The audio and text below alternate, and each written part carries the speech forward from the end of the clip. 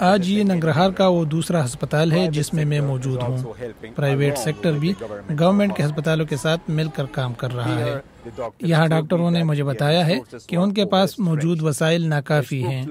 میں نے ایک لیڈی ڈاکٹر سے بھی بات کی جنہوں نے اس دوران خواتین کے آپریشن کیے تھے۔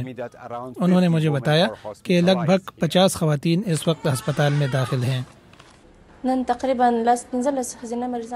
آج تقریباً 10-15 خواتین مریض ہمارے پاس آئی ہیں جو سب ہی حاملہ بھی تھیں اور انہیں زلزلے کی وجہ سے زخم بھی آئے تھے۔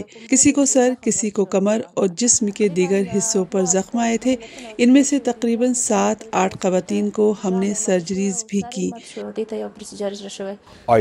میں نے ایک متاثرہ خاتون کو بھی دیکھا جنہوں نے اس زلزلے میں تقریباً اپنا آدھا خاندان کھو دیا ہے۔ رات کا تقریباً 11 بجے کا وقت تھا۔ ہم گہری نیند سوئے ہوئے تھے۔ ایک دم سے جھٹکا لگا، جھٹکے کے ساتھ جیسے دنیا الٹ گئی ہو۔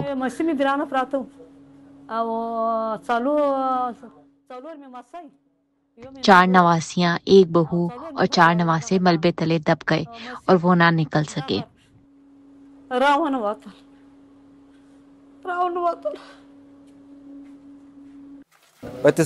لیکن اب بھی کنڑ صوبے میں ایسے علاقے بھی ہیں جہاں ریسکیو ٹیمیں نہیں پہنچ پائیں، اس لیے یہاں ہسپتال اب متاثرین کی دوسری لہر کا انتظار کر رہے ہیں۔